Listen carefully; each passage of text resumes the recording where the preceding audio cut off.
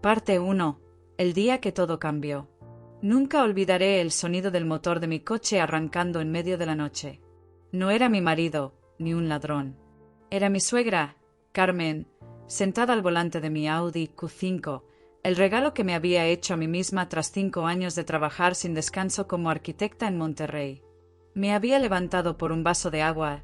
Al asomarme a la ventana del segundo piso, la vi salir del garaje con una sonrisa satisfecha, como si acabara de ganar la lotería. Corrí descalza hasta la calle, gritando su nombre, pero ya había doblado la esquina. Al día siguiente, cuando le pregunté con la voz temblando, solo se encogió de hombros y dijo: «Era demasiado caro para ti, hija. Con ese dinero podrías haber pagado la deuda de la casa y no estarías tan estresada». Pero no era mi dinero. Era mi coche, comprado con mi salario, registrado a mi nombre, y lo había vendido sin siquiera consultarme. Mi nombre es Valeria, tengo 38 años, y hasta ese momento creía que mi suegra, aunque exigente y algo controladora, me quería como a una hija. Vivíamos bajo el mismo techo desde que me casé con Daniel, su único hijo, hace 7 años. Él trabajaba como ingeniero en una empresa petrolera, y yo, tras años de sacrificio, finalmente había abierto mi propio estudio de diseño de interiores. El Audi no era un capricho, era un símbolo. Cada cuota la pagué con proyectos que terminaba a las 2 de la madrugada, mientras Carmen cuidaba a mi hija Lucía, de 5 años, aunque más bien la usaba como excusa para meterse en cada decisión de mi vida. Esa mañana, después de su comentario, algo se quebró dentro de mí. No fue solo la rabia, fue la traición. Porque cuando miré a Daniel, esperando que defendiera lo que era mío, solo vi incomodidad. «Mamá pensó que hacía lo correcto», murmuró, evitando mi mirada. Esa fue la primera grieta. Pero lo que vino después fue una avalancha. Durante los días siguientes, noté cosas que antes ignoraba. Facturas desaparecidas. Correos electrónicos borrados de mi bandeja de entrada. Mi tarjeta de crédito, que Carmen guardaba por seguridad, había sido usada para compras en tiendas de lujo. Al principio, me dije que era paranoia. Hasta que encontré el contrato. Estaba escondido en el cajón de su mesita de noche, debajo de un rosario que nunca usaba. Un documento firmado por Daniel, y por mí. Pero yo nunca lo firmé. Era un poder notarial que le daba a Carmen control total sobre mis cuentas bancarias, mis inversiones e incluso sobre la custodia de Lucía en caso de incapacidad mental. El mundo se detuvo. ¿Cómo? ¿Por qué? Fue entonces cuando decidí dejar de ser la nuera obediente. Si querían jugar sucio, yo también sabía hacerlo. Solo que yo jugaría para ganar. Empecé a grabar. Cada conversación, cada llamada, cada vez que Carmen le decía a Daniel: «Tu esposa no entiende de dinero. Déjame manejarlo yo». Y mientras fingía normalidad, contacté a una abogada que conocía de la universidad. «Esto es fraude, Valeria», me dijo. «Y si hay menores de por medio, también puede ser secuestro emocional». Pero lo más aterrador no era el dinero. Era darme cuenta de que nunca estuve sola en mi propia casa. Cada paso que daba, cada decisión que tomaba, estaba siendo observada, juzgada y manipulada. Y lo peor de todo, Daniel lo sabía. No esa noche, mientras veía a mi hija dormir, supe que no podía esperar. Tenía que actuar. Rápido. Antes de que me quitaran todo. Porque si me quitaban a Lucía, no me quedaría nada. Así que hice lo que cualquier madre haría. Preparé mi contraataque. Y esta vez, nadie me vería venir. Al día siguiente, fingí estar enferma. Me quedé en cama, quejándome de migraña, mientras escuchaba desde la habitación cómo Carmen organizaba la casa como si fuera suya. Le oí decirle a Daniel: «Valeria necesita descansar de tantas responsabilidades. Tal vez deberíamos encargarnos nosotros de las cuentas hasta que se recupere». Daniel no objetó. Ni una palabra. Esa tarde, mientras Lucía dormía la siesta, fui al banco. Pedí un informe completo de mis cuentas. Lo que vi me heló la sangre. En los últimos 3 meses, se habían retirado más de 350,000 pesos. Transferencias a una cuenta a nombre de Inversiones Familiares S.A.D.C.B. Una empresa que yo nunca había autorizado. Volví a casa con las manos temblando. Esa noche, mientras cenábamos, Observé a Carmen con nuevos ojos. La forma en que servía la sopa, como si fuera la anfitriona. La forma en que corregía a Lucía, así no se porta una niña bien educada. Incluso la forma en que le hablaba a Daniel, con una autoridad que superaba la de una madre. Después de la cena, fui al jardín. Necesitaba aire. Allí, bajo la luz tenue de la luna, tomé una decisión. No iba a permitir que me robaran mi vida, mi hija, mi dignidad. Al día siguiente, cité a mi abogada en una cafetería lejos del barrio. Le mostré todo, los extractos, el poder notarial falsificado, las grabaciones. Podemos presentar una denuncia inmediata, dijo. Pero necesitamos más pruebas si quieres recuperar el dinero y asegurar la custodia exclusiva de Lucía. Entonces recordé algo. Hacía 2 semanas, Carmen había insistido en que firmara un documento de actualización de datos para el seguro del coche. Ahora entendía por qué. Había usado esa firma para falsificar el poder. Durante los siguientes días, actué como si nada supiera. Sonreí. Agradecí. Incluso le dije a Carmen que tal vez tenía razón sobre el coche. Quizás era demasiado para mí, dije, viendo cómo su rostro se iluminaba con triunfo. Pero por las noches, mientras todos dormían, investigaba. Encontré correos electrónicos entre Carmen y un abogado que especializaba en reestructuración patrimonial familiar. En uno de ellos, decía claramente, la madre biológica está emocionalmente inestable. La niña estaría mejor con la abuela y su padre. Ese fue el punto de quiebre. No se trataba solo de dinero. Se trataba de borrarme. De convertirme en una sombra, una loca que no merecía criar a su propia hija. Esa misma noche, saqué a Lucía de la casa. No con violencia, no con gritos. Simplemente la llevé a pasar la noche en casa de mi hermana, pretextando que necesitaba ayuda con un proyecto urgente. Carmen no sospechó nada. Al día siguiente, presenté la denuncia formal. Fraude, falsificación, apropiación indebida y solicitud de medidas cautelares para proteger a mi hija. Cuando regresé a la casa, Carmen me esperaba en la sala. Su rostro ya no era amable. Era frío. Calculador. ¿Dónde está Lucía?, preguntó. Con su tía, respondí, manteniendo la calma. Eso no es apropiado. Esta es su casa. No, dije, mirándola directamente a los ojos por primera vez sin miedo. Esta es mi casa, y tú ya no decides nada aquí. Daniel entró en ese momento, pálido. ¿Qué está pasando?, preguntó. Le mostré la denuncia. Le mostré las pruebas. Le mostré el poder notarial con mi firma falsificada. Por un instante, vi duda en sus ojos. Pero luego, con una voz que apenas reconocí, dijo, «Mamá solo quería ayudarnos». En ese momento, supe que ya no podía confiar en él, que había elegido a su madre sobre su esposa y sobre su hija. Esa noche, empaqué mis cosas y las de Lucía. Dejé una nota en la mesa, no vuelvas a acercarte a mi hija. Si lo haces, la justicia actuará con todo su peso. Salí de aquella casa sin mirar atrás, pero no con las manos vacías. Llevaba consigo la única cosa que realmente importaba, la verdad, y con ella, mi venganza, porque lo que Carmen no sabía era que el coche que vendió tenía un localizador GPS, y que las transferencias que hizo dejaron rastro digital, y que cada mentira que contó estaba grabada. Ahora, todo eso estaba en manos de la fiscalía, y yo ya no era la nuera sumisa. Era la mujer que iba a destruir su imperio de mentiras, piedra por piedra. Parte 2. La trampa se cierra. Después de aquella noche en que vi a Carmen salir con mi Audi, todo cambió. Ya no era Valeria, la arquitecta dedicada, la esposa comprensiva, la madre amorosa. Me convertí en una detective de mi propia vida. Cada gesto, cada palabra, cada silencio de mi suegra y de Daniel adquirió un nuevo significado. Y lo peor de todo, empecé a dudar de mí misma. ¿Había sido tan ciega? ¿Tan ingenua? Durante los días siguientes, fingí normalidad. Sonreí en el desayuno. Agradecí a Carmen por cuidar a Lucía mientras yo trabajaba. Incluso le dije que tal vez tenía razón, el coche sí era un lujo innecesario. Su rostro se iluminó con una satisfacción que me heló la sangre.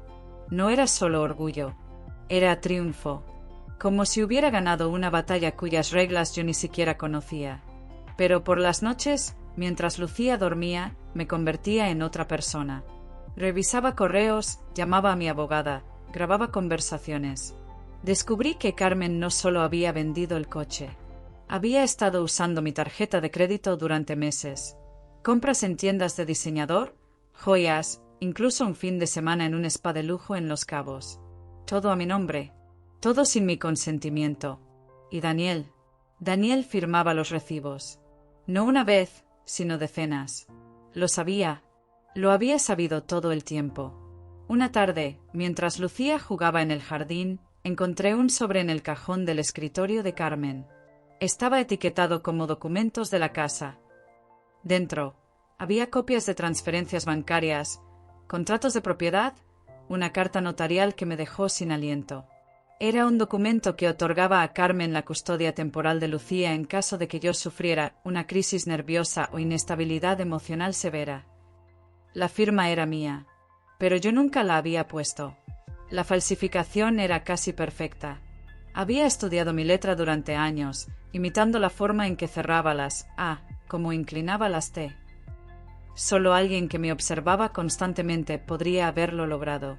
Y Carmen no solo me observaba, me estudiaba. Esa noche no pude dormir. Me senté en la mecedora del cuarto de Lucía, viendo su pecho subir y bajar con cada respiración tranquila. Pensé en lo fácil que sería para Carmen llevarla a otro país, presentar esa carta falsa y decir que yo no era apta para criarla. Nadie cuestionaría a una abuela cariñosa, especialmente si el padre, Daniel, respaldaba su versión. Sabía que tenía que actuar. Rápido. Pero no podía cometer errores. Un paso en falso y perdería a mi hija para siempre. Al día siguiente, cité a mi abogada, Mariana, en una cafetería del centro. Le mostré todo, las transferencias, la carta falsificada, las grabaciones. «Esto es grave, Valeria», dijo, su rostro tenso. «Podemos presentar una denuncia por fraude, falsificación y apropiación indebida. Pero si quieres proteger a Lucía, necesitamos algo más contundente».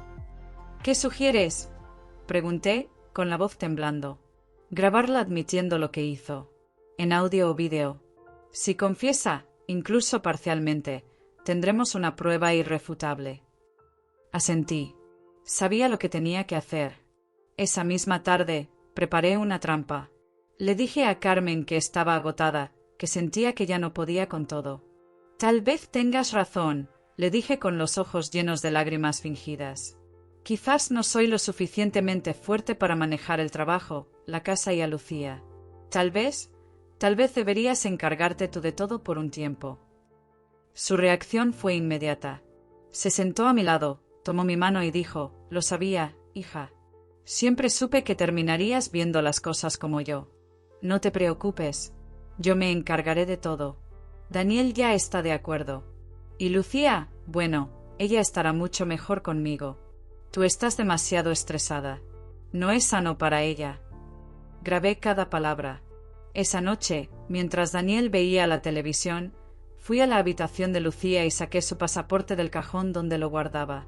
También tomé su acta de nacimiento original y mi identificación oficial.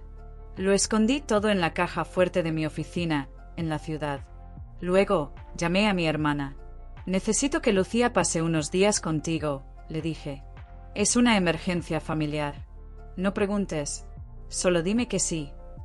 «Por supuesto», respondió sin dudar. «Trae a mi sobrina.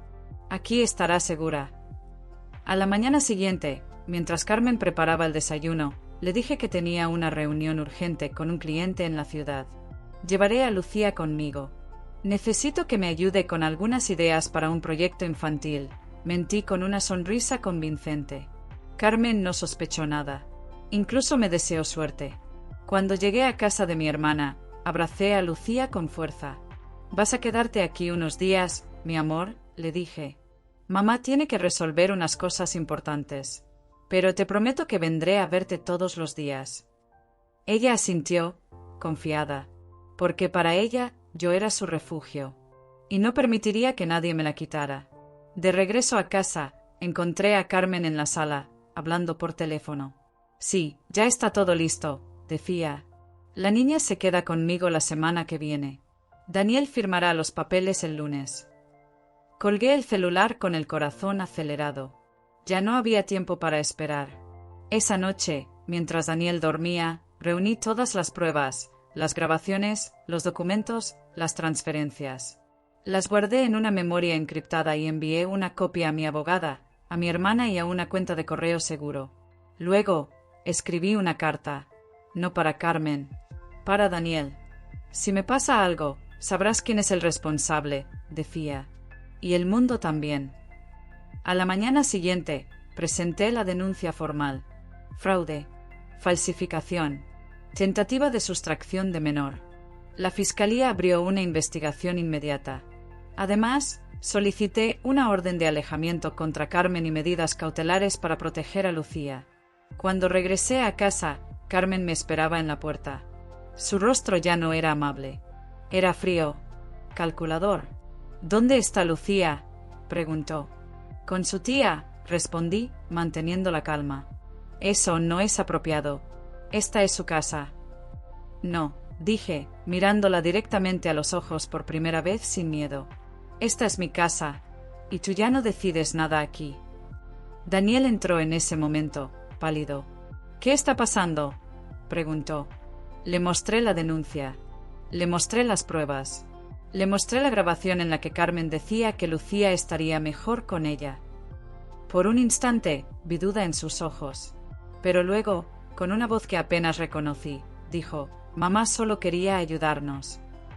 En ese momento, supe que ya no podía confiar en él, que había elegido a su madre sobre su esposa y sobre su hija.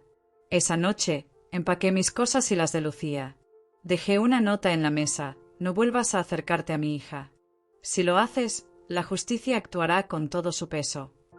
Salí de aquella casa sin mirar atrás, pero no con las manos vacías. Llevaba consigo la única cosa que realmente importaba, la verdad. Y con ella, mi venganza. Porque lo que Carmen no sabía era que el coche que vendió tenía un localizador GPS, y que las transferencias que hizo dejaron rastro digital, y que cada mentira que contó estaba grabada.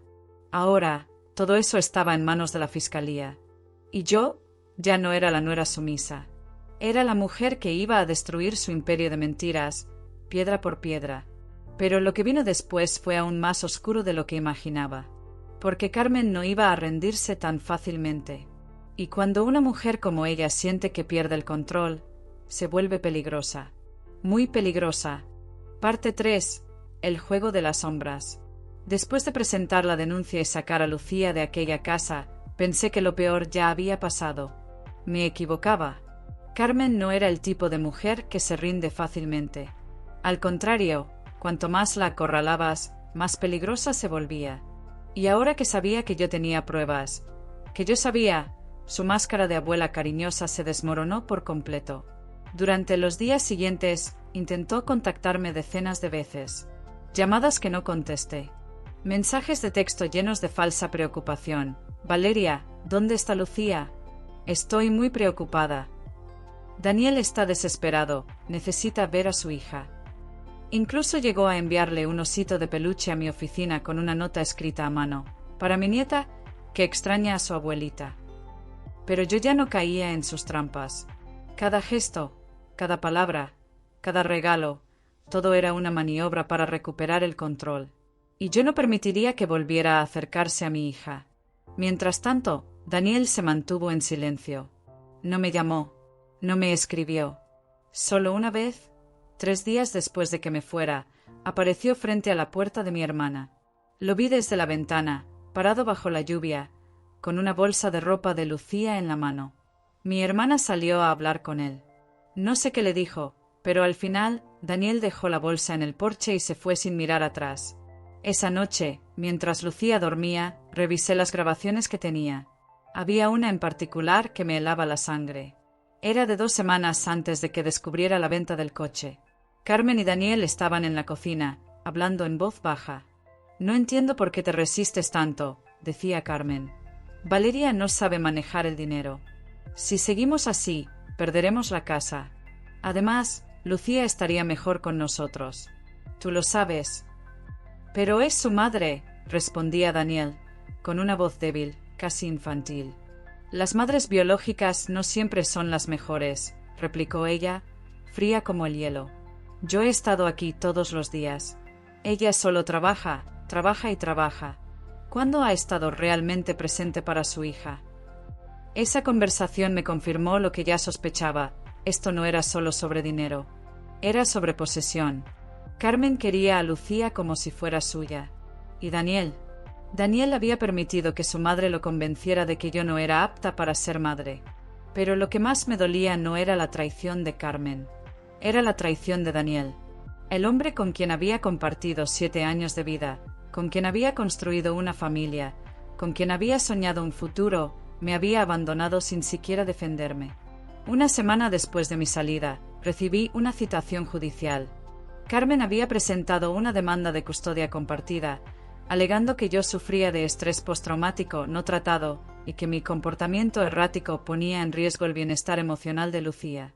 Adjuntó informes médicos falsos, testimonios de vecinos manipulados y hasta un vídeo editado en el que yo aparecía gritando, aunque en realidad estaba hablando con un cliente enojado por teléfono.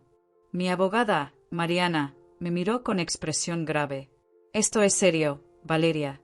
Si no actuamos rápido, podrían concederle visitas supervisadas o peor. ¿Qué podemos hacer?, pregunté, con la garganta seca.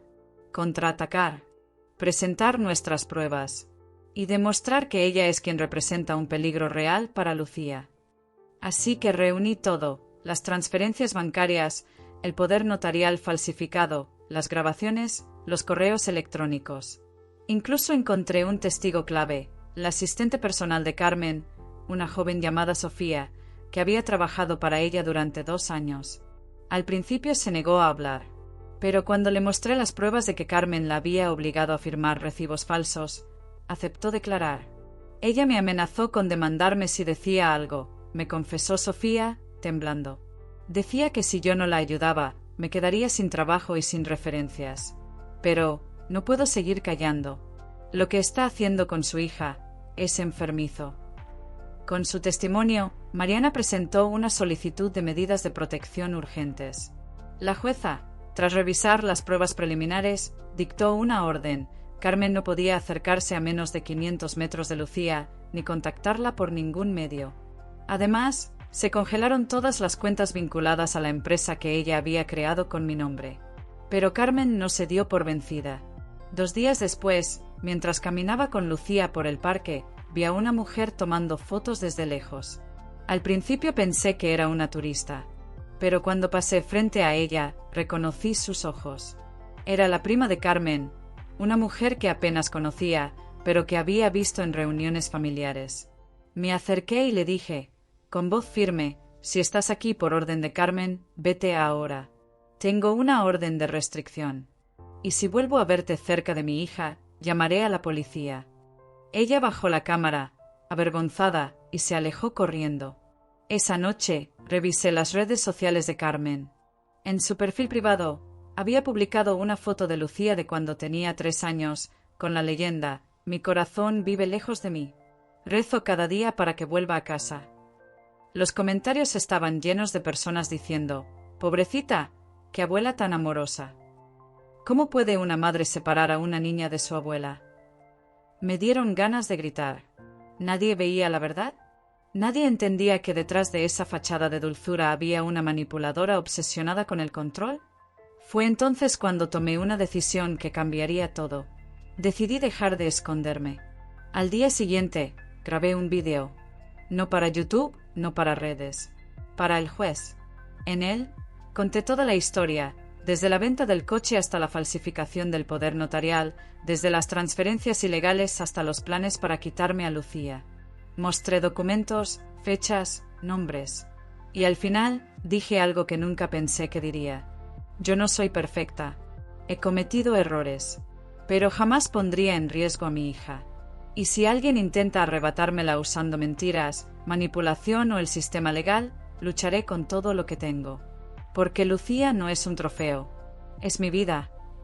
Entregué el vídeo a Mariana, quien lo presentó como prueba complementaria.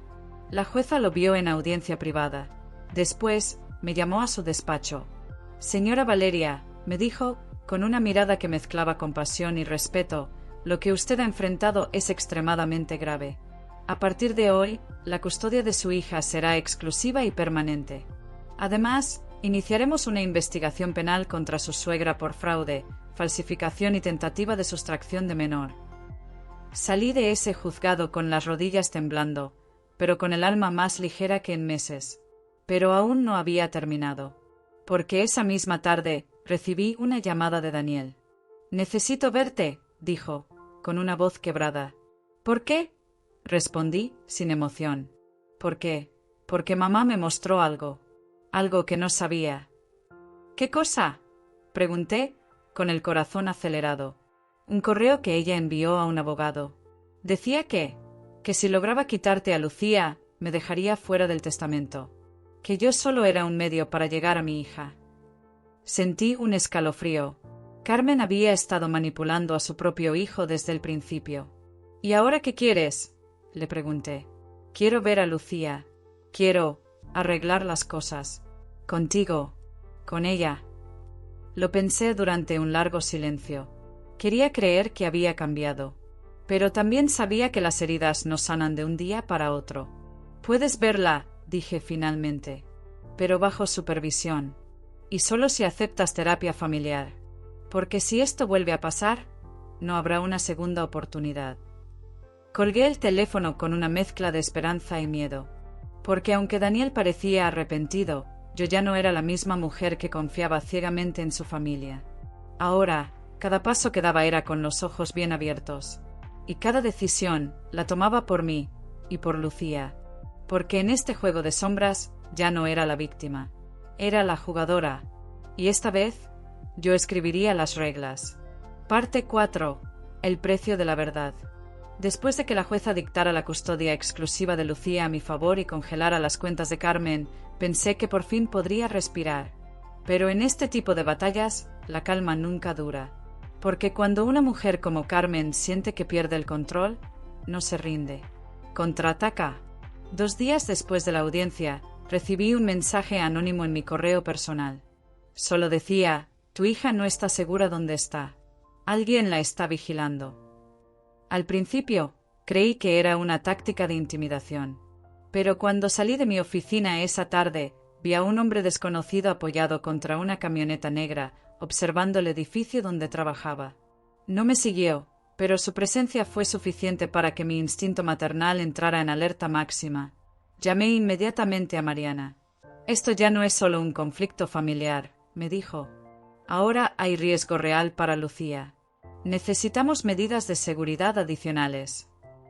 Contratamos a un detective privado. No uno cualquiera, sino alguien con experiencia en casos de custodia de alto riesgo. Su nombre era Diego, un exoficial de policía con una mirada tranquila y manos que parecían saber cómo manejar cualquier situación. «Vigilaremos a Lucía a las 24 horas, sin que ella lo note», me explicó. «Y también rastrearemos cualquier movimiento de Carmen o sus contactos». Mientras tanto, Daniel seguía intentando reconstruir puentes. Me llamaba cada 2 días. Al principio, con excusas débiles. Luego, con confesiones verdaderas. «Mamá me manipuló desde que era niño», me dijo una noche, con la voz quebrada. «Siempre me hizo sentir que no era suficiente, que necesitaba su aprobación para valer algo. Por eso no te defendí. Tenía miedo de perderla». No le dije que lo entendía, pero tampoco colgué, porque detrás de sus palabras escuché algo que no había oído en meses: arrepentimiento auténtico. Pero lo que realmente me preocupaba no era Daniel, era Carmen. Una semana después, recibí una citación inesperada, no de la corte familiar, sino del registro civil. Carmen había presentado una solicitud para impugnar legalmente mi capacidad parental, alegando que sufría de trastorno delirante persecutorio y que mi obsesión con controlar a mi hija era un peligro para su desarrollo emocional.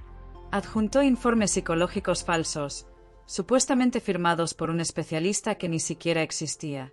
Mariana palideció al revisar los documentos.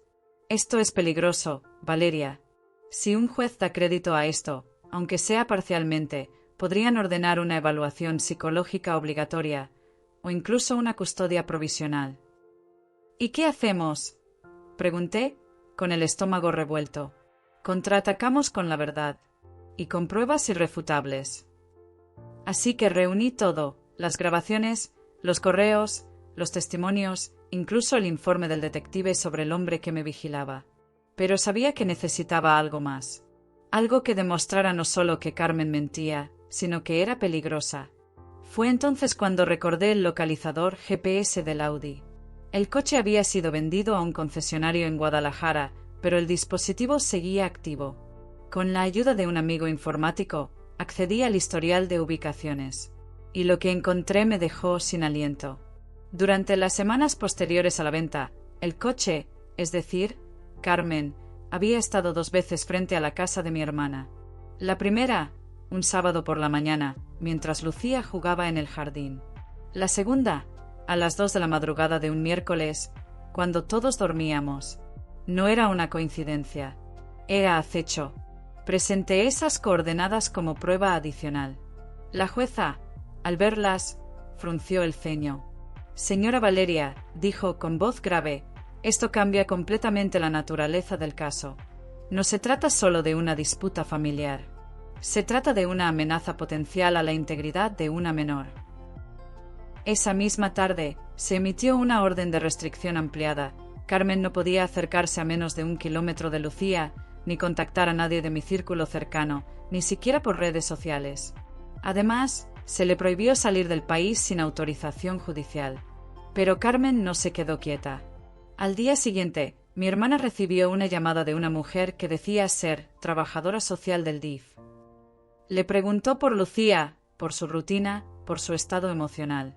Estamos investigando una posible negligencia parental, dijo la mujer. Mi hermana, alerta, grabó la llamada y me la envió. La voz era de Carmen. Disfrazada, pero era ella. Denunciamos el intento de suplantación. La Fiscalía abrió una nueva línea de investigación, obstrucción a la justicia y suplantación de autoridad. Mientras tanto, Daniel finalmente tomó una decisión. Se presentó en mi oficina con un sobresellado. He cortado todo contacto con mi madre, dijo, con los ojos rojos. Le devolví las llaves de su casa. Le dije que si vuelve a acercarse a Lucía, la denunciaré yo mismo. Dentro del sobre, había una carta notarial. Renunciaba formalmente a cualquier derecho de custodia compartida y reconocía mi autoridad exclusiva como madre. No quiero que Lucía piense que su papá la traicionó, me dijo. Quiero que sepa que elegí estar de su lado y del tuyo. Por primera vez en meses, sentí un destello de esperanza. Pero Carmen aún tenía una carta bajo la manga. Una tarde, mientras recogía a Lucía de la escuela, una maestra me llamó aparte. Una mujer mayor vino ayer, me dijo, incómoda. Dijo que era su abuela. Mostró fotos de Lucía de bebé. Habló de su cumpleaños, de su comida favorita. Todo parecía legítimo, pero cuando le pedí identificación, se fue corriendo. Era Carmen, intentando infiltrarse en la vida de mi hija desde las sombras. Esa noche, abracé a Lucía con más fuerza. ¿Extrañas a tu abuela?, me preguntó de repente, con sus ojos grandes y curiosos. No, respondí suavemente. Pero sé que tú sí. Ella asintió. Me decía que me quería mucho, pero nunca me preguntaba cómo me sentía. Solo quería que hiciera lo que ella decía. Sentí un nudo en la garganta. Mi hija de 5 años ya entendía lo que muchas adultas no ven. El amor verdadero no controla, libera. Al día siguiente, fui al juzgado con una nueva solicitud. Suspensión total de derechos de visita para Carmen, basada en intento de contacto ilegal, acecho y manipulación psicológica. La jueza no dudó. Aprobado, dijo. Y si se viola esta orden, será prisión preventiva inmediata. Esa misma semana, Carmen desapareció del mapa. No respondía a llamadas, no salía de su casa, no actualizaba sus redes. Pensé que finalmente había entendido el mensaje. Me equivocaba, porque 3 días después recibí un paquete sin remitente. Dentro había un álbum de fotos. Fotos de Lucía, en el parque, en la escuela, en la casa de mi hermana. Algunas tomadas desde lejos, otras con teleobjetivo. En la última página, una nota escrita a mano: nadie me quitará a mi nieta. Ni siquiera tú. Fue la gota que colmó el vaso. Presenté una denuncia penal por amenazas, acecho y riesgo inminente para una menor. La policía allanó la casa de Carmen esa misma noche. Encontraron más fotos, mapas con rutas de la escuela de Lucía, e incluso un pasaporte falso a nombre de mi hija. Carmen fue detenida al amanecer. Cuando la vi en la comisaría, no lloró. No gritó. Solo me miró con una sonrisa fría y dijo: «Esto no ha terminado, Valeria». Pero yo ya no tenía miedo. Porque ahora la ley estaba de mi lado. Mis pruebas eran irrefutables. Y lo más importante, Lucía estaba a salvo. Durante los días siguientes, mientras Carmen permanecía en prisión preventiva, Daniel y yo comenzamos a reconstruir algo que creí perdido para siempre: confianza. No era fácil. Cada conversación estaba cargada de dolor no dicho. Pero por primera vez hablábamos con honestidad. Sin máscaras. Sin mentiras. Una tarde, mientras caminábamos por el parque con Lucía, me tomó de la mano. No de forma romántica. Más bien como un gesto de solidaridad. «Gracias por no odiarme», dijo. «No te odio», respondí. «Solo necesitaba que eligieras. Y finalmente lo hiciste». Él asintió. «Ahora entiendo que el amor no es lealtad ciega. Es elegir hacer lo correcto, incluso cuando duele». Esa noche, mientras Lucía dormía, escribí una carta. No para Carmen, para mí misma. Hoy, después de meses de lucha, puedo decir que recuperé lo que más amo: a mi hija, mi dignidad y mi paz. No gané una guerra. Sobreviví a una. Y en el proceso, descubrí que soy más fuerte de lo que imaginaba. Porque al final, no se trataba de venganza. Se trataba de proteger. Y eso nunca tiene precio. Parte 5. El frente interno. Después de que Carmen fuera detenida por acecho, amenazas y posesión de un pasaporte falso a nombre de Lucía, pensé que por fin podría respirar. Pero en esta guerra silenciosa, la paz nunca llega sin un precio. Porque cuando una mujer como Carmen cae, no lo hace sola. Arrastra consigo a todos los que alguna vez confiaron en ella y a los que aún dudan. Daniel, aunque había cortado todo contacto con su madre, seguía luchando contra años de manipulación emocional. Una tarde, mientras tomábamos café en la terraza de mi hermana, me confesó algo que me heló la sangre. Mamá me llamó desde prisión. Dijo que si no la ayudo, revelará algo que destruirá mi carrera. «¿Qué podría tener contra ti?», pregunté, con el corazón en la garganta. «No lo sé con certeza», respondió, evitando mi mirada. «Pero mencionó documentos firmados durante un proyecto en Veracruz, algo sobre sobornos a inspectores. Yo solo firmé lo que me dieron. Nunca leí los contratos». Sentí un escalofrío. Carmen no solo había construido una red de control sobre mi Lucía. Había tejido una telaraña alrededor de su propio hijo, asegurándose de que, incluso en prisión, él no pudiera escapar. Esa misma noche, contacté a Mariana. «Necesitamos proteger a Daniel también», le dije. «Si Carmen tiene pruebas reales, podría usarlas para chantajearlo, o peor, para ganar favores legales». Mariana asintió. «Ya lo pensé. Presentaremos una solicitud para que cualquier comunicación entre Carmen y Daniel sea supervisada por un juez. Y si hay riesgo de obstrucción a la justicia, pediremos que su defensa sea separada completamente». Pero el mayor desafío no venía de Carmen. Venía de adentro. Lucía, aunque parecía feliz en casa de mi hermana, empezó a tener pesadillas. Una madrugada, entró corriendo a mi habitación, temblando. «Soñé que la abuela me llevaba en un coche y no volvía a verte», dijo, aferrándose a mi cuello. La abracé con fuerza, sintiendo como su pequeño cuerpo se estremecía. «Eso nunca pasará, mi amor. Nunca. Estoy aquí. Siempre estaré aquí». Pero sus palabras me recordaron algo que había estado ignorando. El trauma no desaparece porque las amenazas se alejan. Persiste en los sueños, en los silencios, en las miradas que buscan constantemente a su madre. Al día siguiente, la llevé con una psicóloga infantil especializada en trauma familiar. «Es normal», me explicó la doctora. «Lucía ha sido testigo de una lucha de poder entre adultos. Aunque no entienda los detalles, siente la tensión, el miedo, la inseguridad. Necesita reconstruir su sentido de seguridad y eso empieza contigo. Esas palabras me impactaron, porque en mi obsesión por protegerla del exterior, había olvidado protegerla del caos emocional que yo misma arrastraba. Cada vez que revisaba mi teléfono con ansiedad, cada vez que hablaba en voz baja con Mariana, cada vez que miraba por la ventana como si esperara una amenaza. Lucía lo notaba. Decidí cambiar.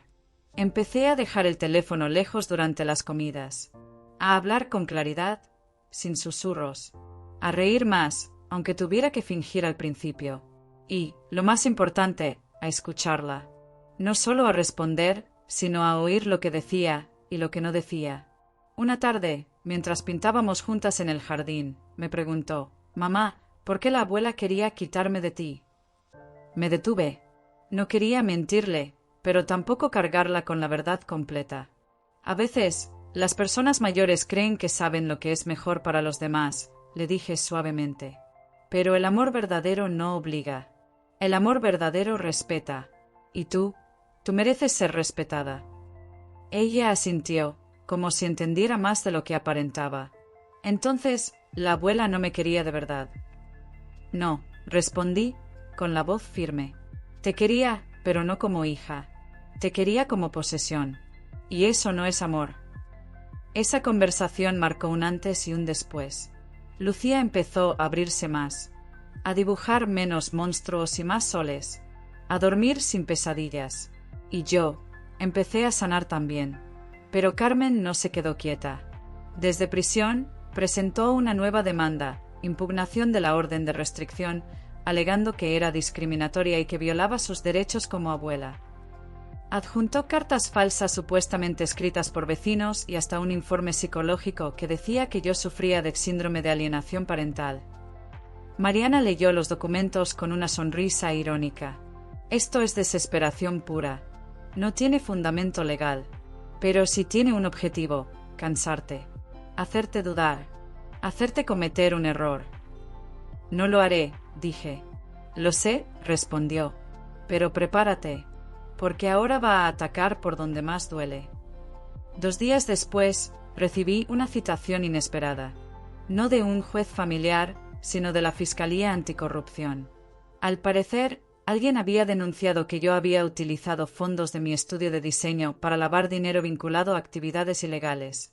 La denuncia incluía extractos bancarios manipulados y correos falsos que parecían mostrar transferencias sospechosas. Sabía de inmediato quién estaba detrás. Carmen, desde prisión, había contactado a un abogado corrupto y había fabricado una acusación para desacreditarme. Si lograba que me investigaran, podría argumentar que yo era inestable o peligrosa y así recuperar una mínima ventaja legal. Pero esta vez estaba preparada. Presenté de inmediato una denuncia por calumnias y uso fraudulento de documentos. Además, contraté a un perito financiero que demostró que los extractos habían sido editados digitalmente. En menos de una semana, la Fiscalía archivó la denuncia y abrió una investigación contra quien la presentó. El abogado de Carmen fue sancionado, y ella perdió su derecho a presentar nuevas demandas sin autorización judicial previa. Fue un golpe decisivo, pero lo más revelador no fue la victoria legal. Fue lo que descubrí al revisar los registros de llamadas desde la prisión.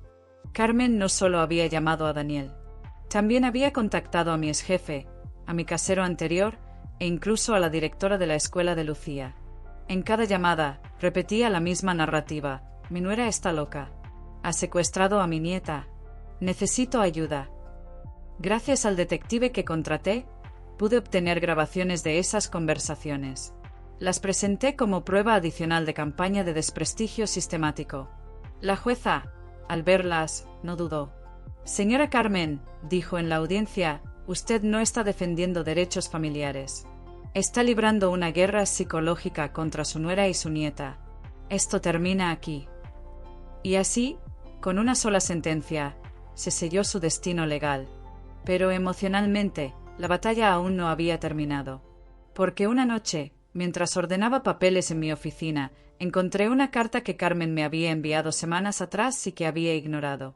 La abrí con curiosidad, no con miedo. Decía: Valeria, crees que ganaste. Pero el tiempo te mostrará la verdad. Daniel nunca te perdonará del todo. Lucía crecerá preguntándose por qué su abuela desapareció. ¿Y tú? Tú vivirás con la sombra de haber destruido a una familia por orgullo. Yo solo quería protegerlos de tus errores. Pero tú elegiste la venganza. Y la venganza, tarde o temprano, siempre se vuelve contra quien la ejerce. Durante horas, esas palabras resonaron en mi mente. ¿Tenía razón? ¿Había cruzado una línea? ¿Me había convertido en lo que odiaba? Fue entonces cuando llamé a Daniel. ¿Leíste su carta?, le pregunté. Sí, respondió, y la quemé. Hubo un silencio. Luego añadió: ella nunca quiso protegernos. Quería controlarnos.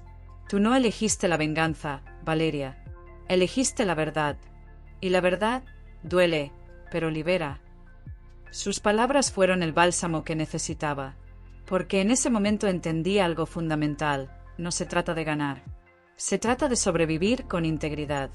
Y yo había sobrevivido, no como la nuera sumisa, no como la víctima silenciosa, sino como la madre que se negó a rendirse, como la mujer que eligió proteger incluso cuando el mundo le decía que cediera. Esa noche, mientras Lucía dormía, escribí mi propia carta, no para Carmen, para mí. Hoy, después de meses de lucha, puedo decir que no solo salvé a mi hija, me salvé a mí misma, porque descubrí que el amor no es debilidad. Es la fuerza más poderosa del mundo, y con él, nada ni nadie puede derrotarme. Porque al final, no se trataba de destruir a Carmen, se trataba de reconstruirnos. Y eso ya había comenzado. Parte 6. El legado que no se vende. Después de que Carmen fuera detenida y la orden de restricción se volviera permanente, pensé que el peor capítulo de mi vida había terminado. Pero en esta historia, como en todas las verdaderas batallas familiares, la calma después de la tormenta suele ser solo una ilusión. Porque cuando una mujer como Carmen pierde el control, no se rinde. Reescribe las reglas desde las sombras. Fue una semana después de su detención cuando recibí una llamada inesperada. No de un abogado, ni de la fiscalía. Era la directora de la escuela de Lucía. Señora Valeria, dijo con voz tensa, hemos recibido una denuncia anónima alegando que su hija está siendo expuesta a un entorno emocionalmente inestable. La persona que llamó mencionó amenazas, gritos y supuestos cambios bruscos de humor en usted. Sentí el estómago encogerse. Sabía de inmediato quién estaba detrás. Carmen, desde prisión, había contactado a alguien de su círculo, quizás una prima, una amiga de la infancia, o incluso un vecino manipulado, para presentar una denuncia falsa ante las autoridades escolares. No necesitaba pruebas, solo necesitaba sembrar dudas. Y en el mundo de la custodia, la duda es una semilla venenosa. Llamé a Mariana de inmediato. Esto es una maniobra clásica, me explicó. Quiere que la escuela inicie un protocolo de evaluación psicosocial. Si eso sucede, podría abrir la puerta a una revisión judicial de la custodia, incluso con la orden vigente. ¿Y qué hacemos?, pregunté, con la voz temblando. Actuamos con transparencia absoluta. Invitamos a la psicóloga escolar a conocer a Lucía en su entorno real, y presentamos una denuncia por uso fraudulento del sistema de protección infantil. Así lo hicimos. 2 días después, la psicóloga visitó mi casa. No la recibí con miedo, sino con dignidad. Le mostré el jardín donde Lucía pintaba al aire libre, la habitación llena de dibujos de corazones y soles, los libros que le leía cada noche. Le permití observar sin intervenir. Y lo que vio fue exactamente lo que yo sabía: una niña segura, amada y feliz. Al final de la visita, me miró con una sonrisa sincera. No hay indicios de riesgo emocional, dijo. Al contrario, su hija muestra un apego seguro y una resiliencia notable para su edad. Presenté el informe como prueba adicional contra Carmen. La jueza, al leerlo, emitió una advertencia formal. Cualquier intento futuro de usar instituciones públicas para hostigar a Lucía o a mí sería considerado obstrucción a la justicia y podría agravar su sentencia. Pero Carmen no se detuvo ahí. Una tarde, mientras revisaba el correo, encontré un paquete sin remitente. Dentro, Había una carpeta con documentos notariales. Al principio, pensé que era otra trampa. Pero al leerlos, mi sangre se heló. Era una copia del testamento de mi suegro, el padre de Carmen, fallecido hacía 10 años. En él, se mencionaba explícitamente que una parte del patrimonio familiar, una propiedad en las afueras de Querétaro, debía pasar a Lucía cuando cumpliera 18 años. Pero en los documentos que Carmen me había enviado, esa cláusula había sido borrada.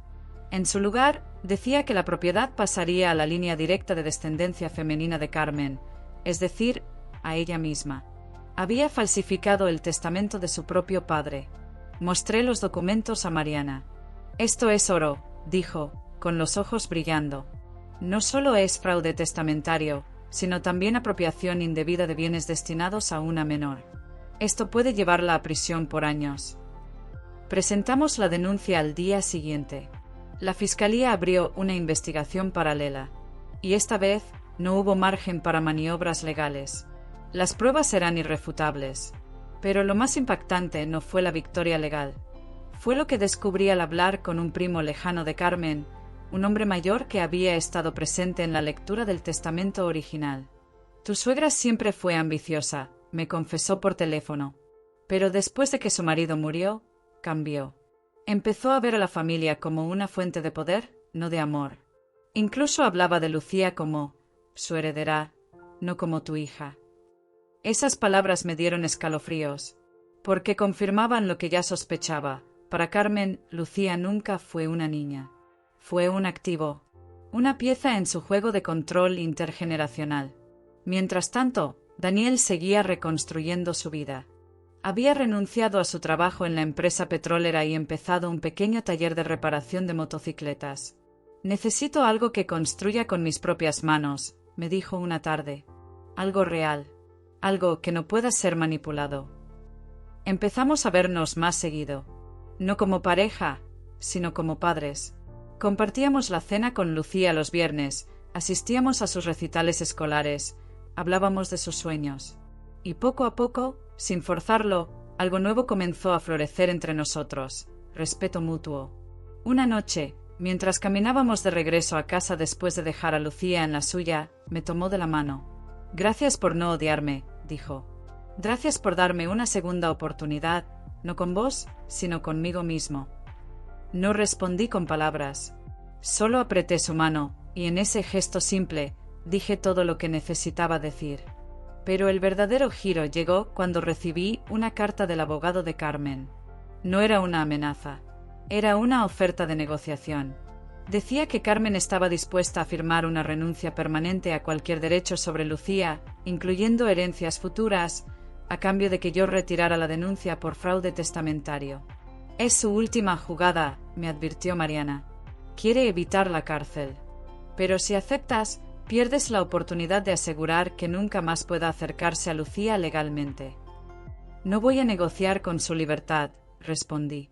«Lucía merece saber que la justicia funcionó. No por venganza, por seguridad». Así que rechacé la oferta. 2 semanas después, Carmen fue sentenciada a 3 años de prisión por fraude, falsificación, acecho y fraude testamentario. La jueza fue clara. Ha utilizado el sistema familiar y legal no para proteger, sino para controlar. Eso no será tolerado en este tribunal. El día de la sentencia, fui con Lucía a la plaza frente al juzgado. No entró. No necesitaba ver a su abuela en una celda. Pero sí necesitaba saber que estaba a salvo. ¿Ya terminó?, me preguntó, mirándome con esos ojos que ya habían visto demasiado para su edad. «Sí, mi amor», le dije, arrodillándome frente a ella. «Nadie volverá a intentar separarnos. Nunca más». Esa noche, mientras preparaba la cena, encontré un dibujo en la nevera. Era de Lucía. Mostraba a las dos, de la mano, bajo un sol enorme. Al pie, había escrito, «Mi mamá y yo, siempre juntas, para siempre».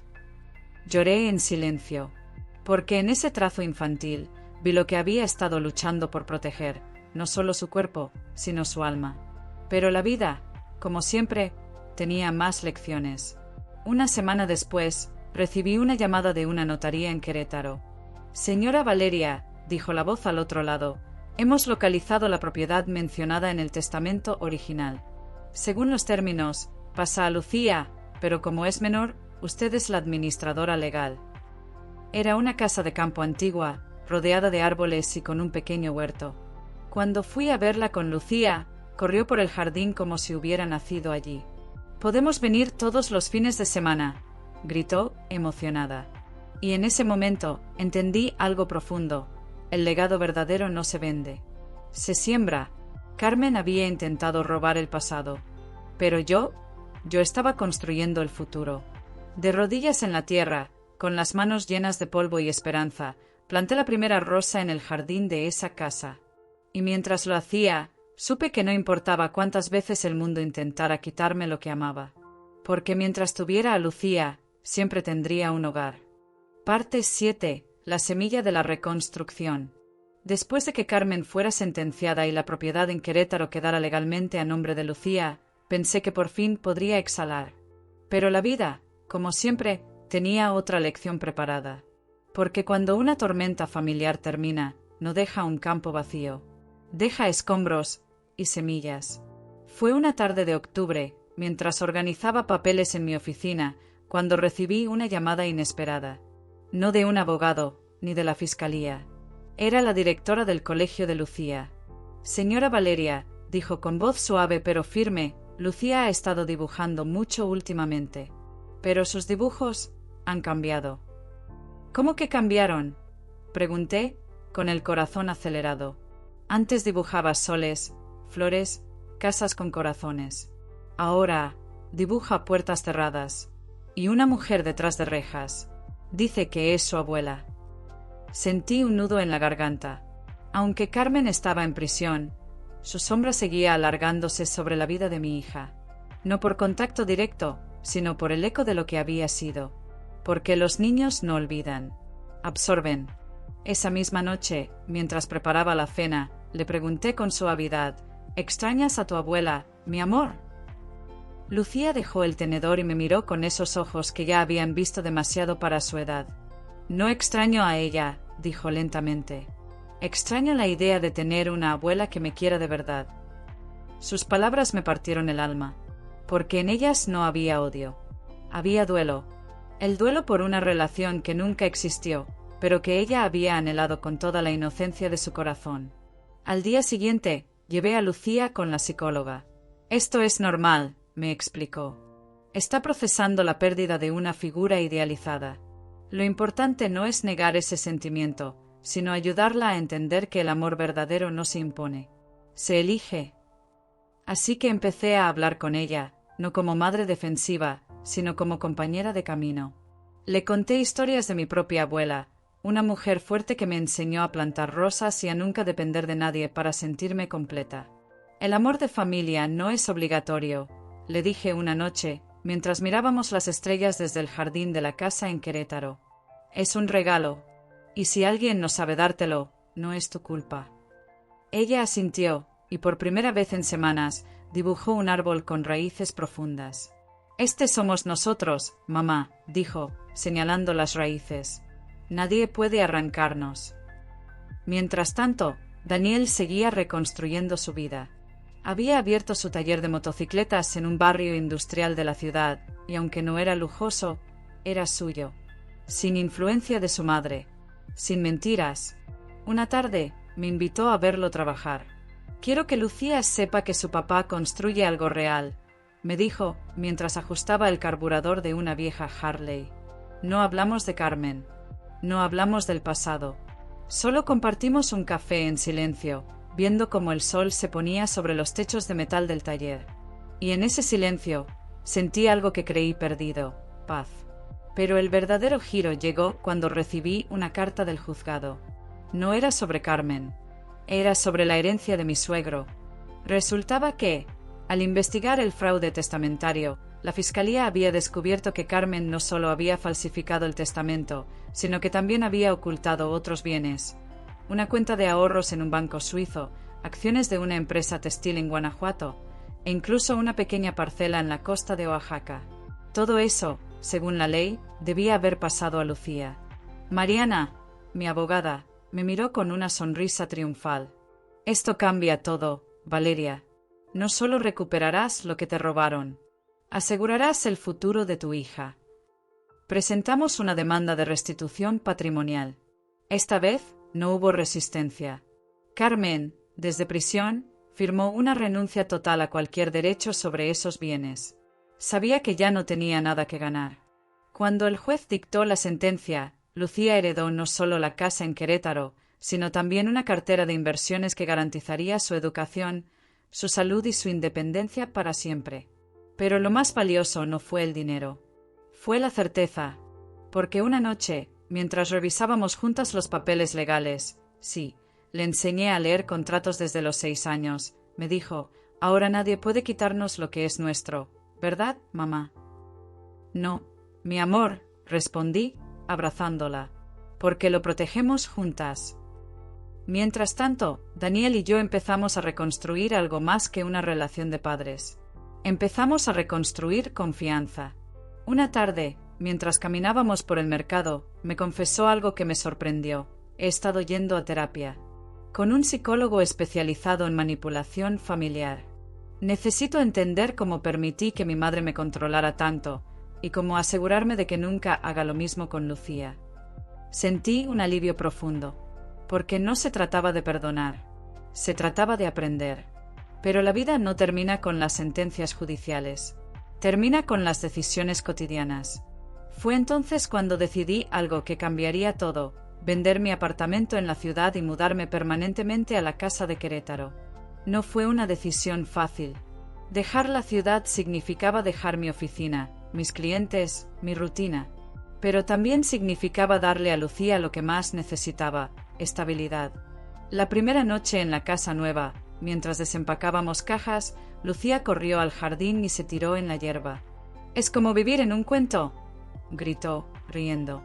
Y en ese momento, supe que había tomado la decisión correcta. Pero Carmen aún tenía una última carta. Una semana después, recibí una llamada de la cárcel. No de ella, del capellán del penal. «La señora Carmen ha estado pidiendo verla», dijo. «Dice que tiene algo que entregarle, algo que pertenece a su hija». Me negué al instante. No quiero nada de ella. Pero esa noche, Lucía me hizo una pregunta que no esperaba. «¿Qué será? ¿Será algo mío?» No lo sabía, pero vi en sus ojos no curiosidad, sino esperanza. La esperanza de cerrar un capítulo que aún la atormentaba. Así que acepté. 2 días después, fui al penal. No entré. Me quedé en la sala de visitas externa. Carmen apareció escoltada, más delgada, con el cabello canoso y los ojos apagados. Ya no era la mujer fría y calculadora que conocí.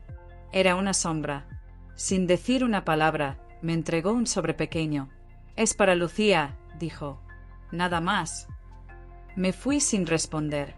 En casa, abrí el sobre con cuidado. Dentro, había una llavecita de plata y una nota escrita a mano. «La caja fuerte está en el armario de la habitación principal. Lo que hay dentro nunca fue mío para guardar».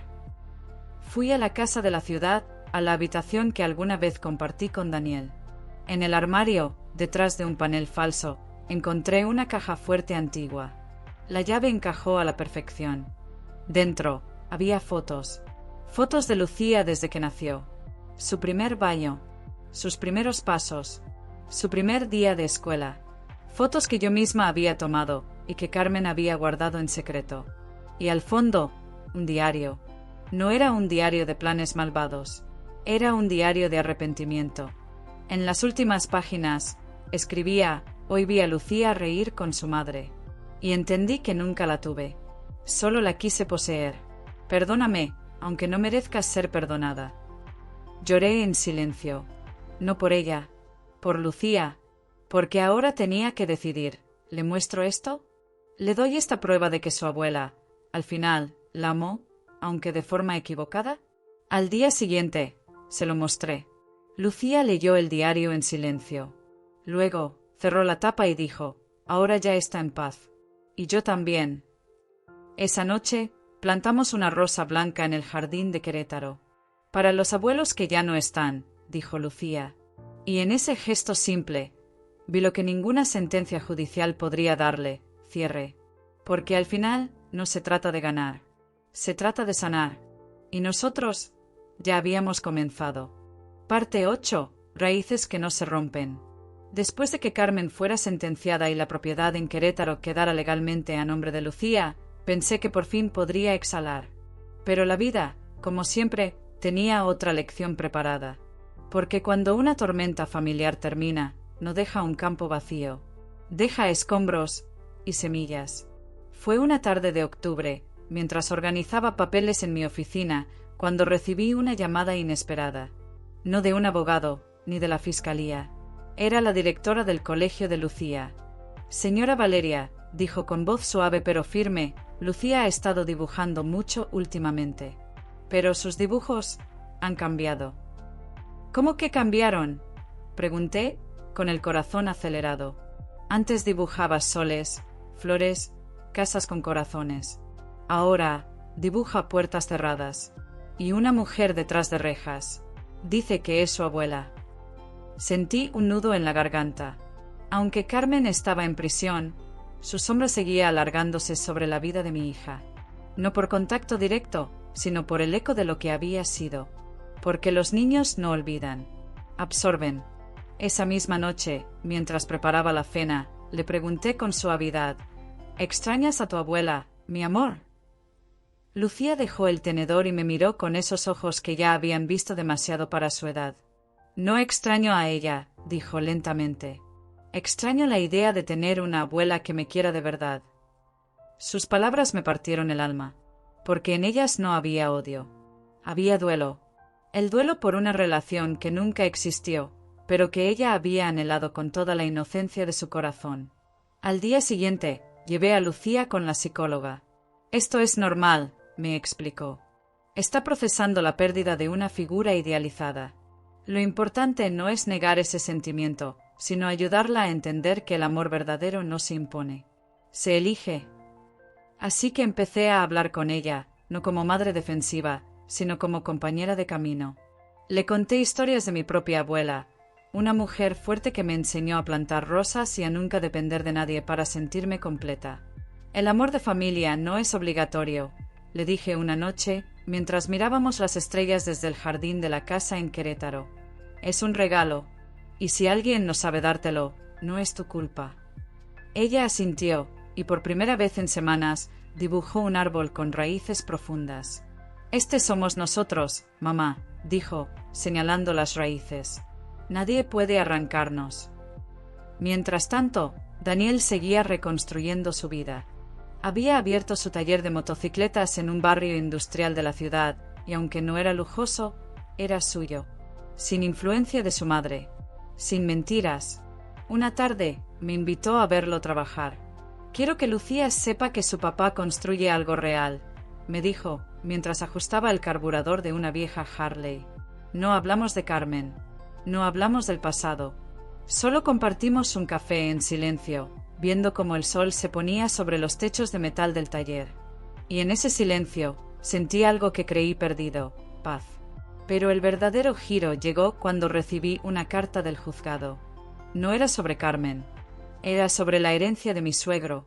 Resultaba que, al investigar el fraude testamentario, la Fiscalía había descubierto que Carmen no solo había falsificado el testamento, sino que también había ocultado otros bienes, una cuenta de ahorros en un banco suizo, acciones de una empresa textil en Guanajuato, e incluso una pequeña parcela en la costa de Oaxaca. Todo eso, según la ley, debía haber pasado a Lucía.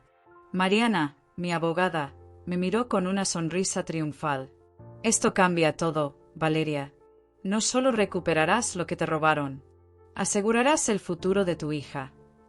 Presentamos una demanda de restitución patrimonial. Esta vez no hubo resistencia. Carmen, desde prisión, firmó una renuncia total a cualquier derecho sobre esos bienes. Sabía que ya no tenía nada que ganar. Cuando el juez dictó la sentencia, Lucía heredó no solo la casa en Querétaro, sino también una cartera de inversiones que garantizaría su educación, su salud y su independencia para siempre. Pero lo más valioso no fue el dinero. Fue la certeza, porque una noche, mientras revisábamos juntas los papeles legales, sí, Le enseñé a leer contratos desde los 6 años.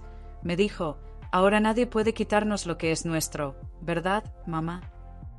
No, mi amor, respondí, abrazándola, porque lo protegemos juntas. Mientras tanto, Daniel y yo empezamos a reconstruir algo más que una relación de padres. Empezamos a reconstruir confianza.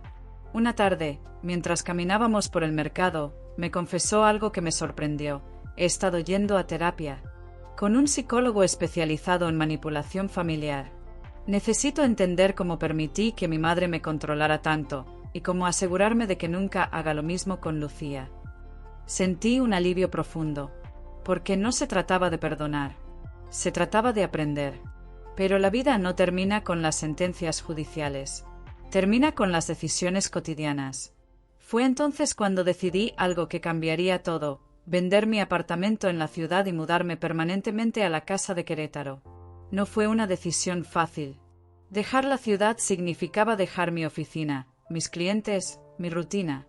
Pero también significaba darle a Lucía lo que más necesitaba: estabilidad.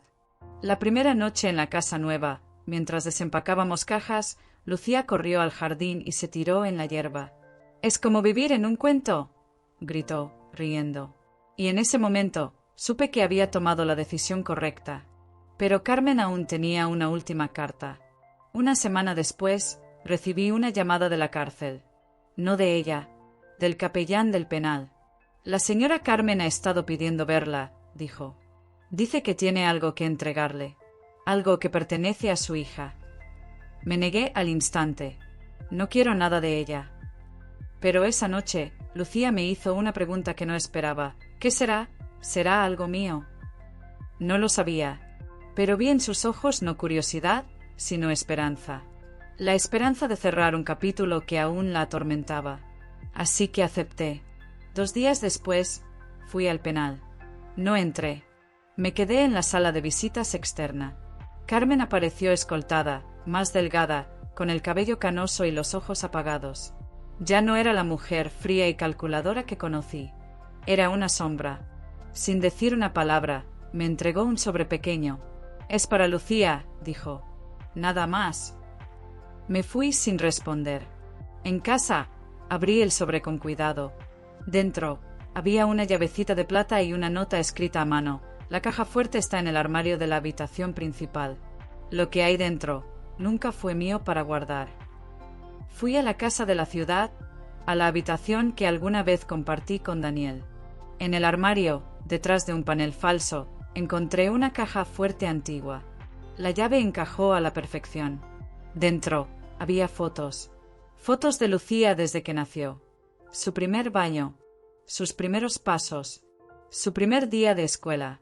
Fotos que yo misma había tomado y que Carmen había guardado en secreto. Y al fondo, un diario. No era un diario de planes malvados. Era un diario de arrepentimiento.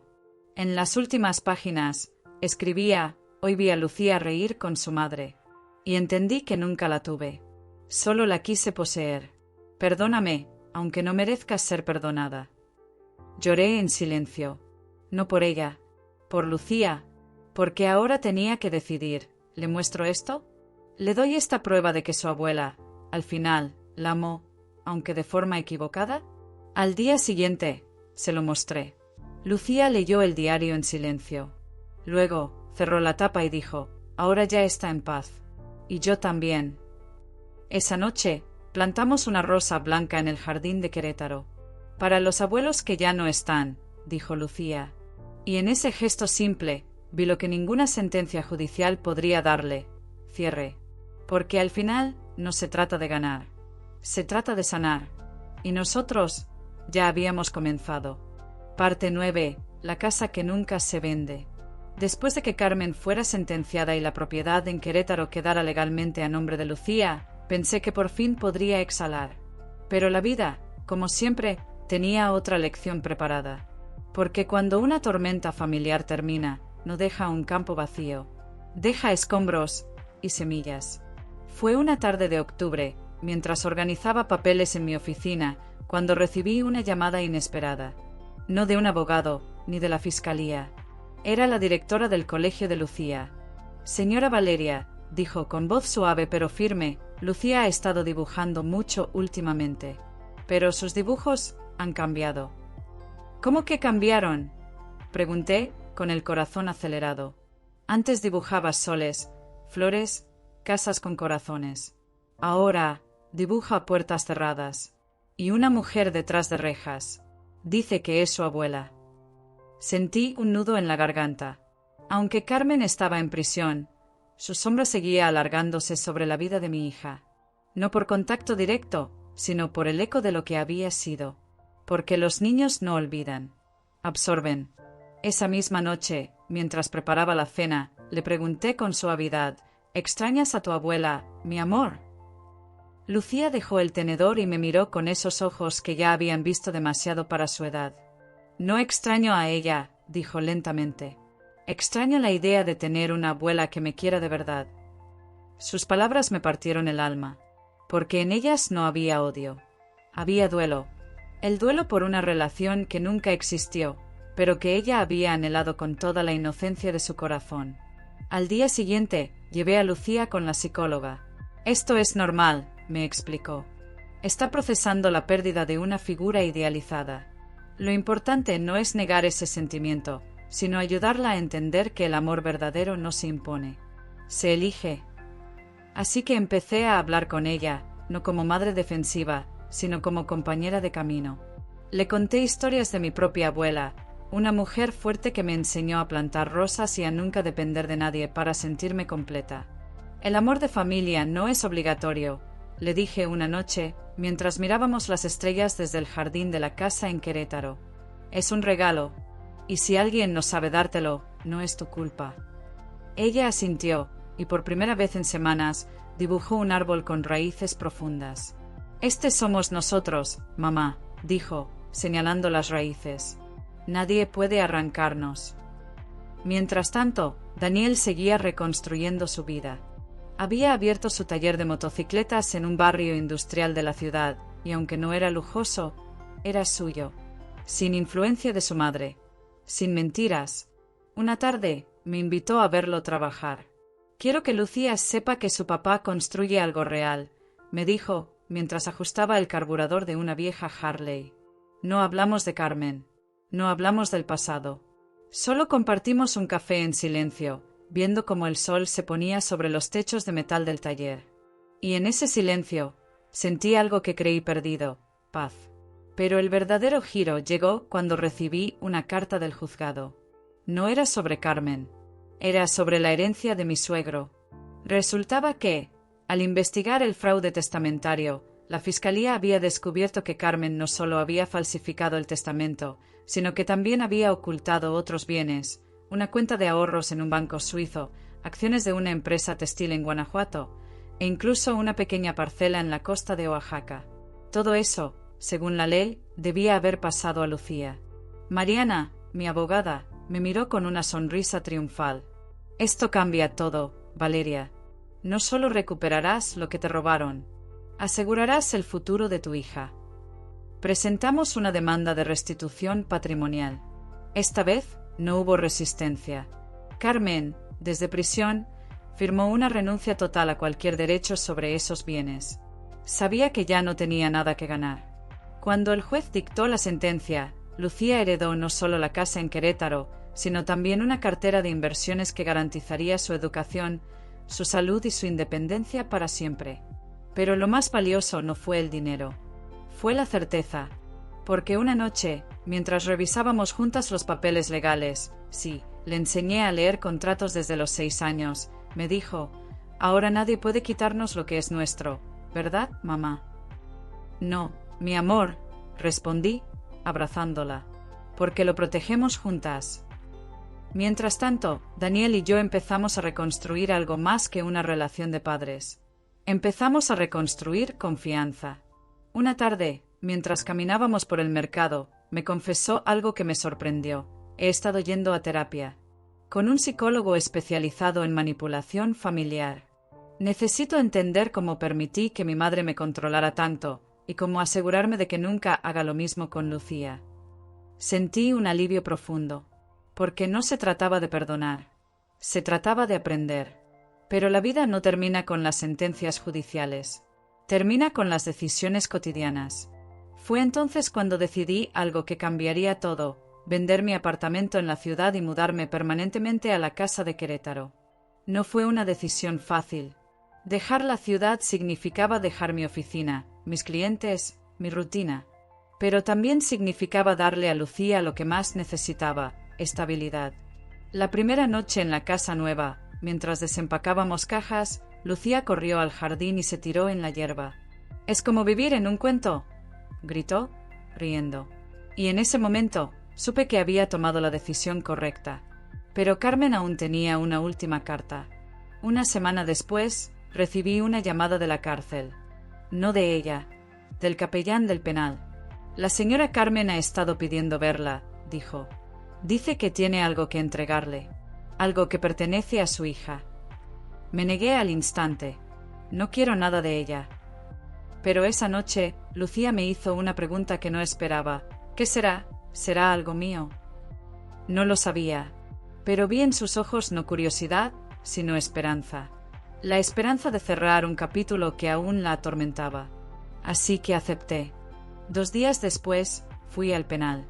No entré. Me quedé en la sala de visitas externa. Carmen apareció escoltada, más delgada, con el cabello canoso y los ojos apagados. Ya no era la mujer fría y calculadora que conocí. Era una sombra.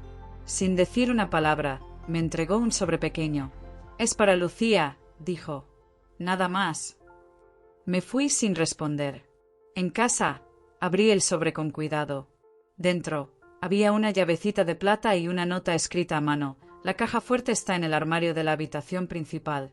Lo que hay dentro nunca fue mío para guardar». Fui a la casa de la ciudad, a la habitación que alguna vez compartí con Daniel.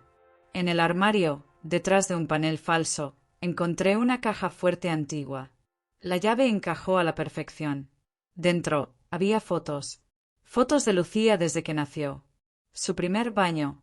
Sus primeros pasos. Su primer día de escuela. Fotos que yo misma había tomado y que Carmen había guardado en secreto. Y al fondo, un diario. No era un diario de planes malvados. Era un diario de arrepentimiento. En las últimas páginas, escribía: «Hoy vi a Lucía reír con su madre. Y entendí que nunca la tuve. Solo la quise poseer. Perdóname, aunque no merezcas ser perdonada». Lloré en silencio. No por ella, por Lucía, porque ahora tenía que decidir. ¿Le muestro esto? ¿Le doy esta prueba de que su abuela, al final, la amó, aunque de forma equivocada? Al día siguiente, se lo mostré. Lucía leyó el diario en silencio. Luego, cerró la tapa y dijo: «Ahora ya está en paz. Y yo también». Esa noche, plantamos una rosa blanca en el jardín de Querétaro. «Para los abuelos que ya no están», dijo Lucía. Y en ese gesto simple, vi lo que ninguna sentencia judicial podría darle: cierre. Porque al final, no se trata de ganar. Se trata de sanar. Y nosotros ya habíamos comenzado.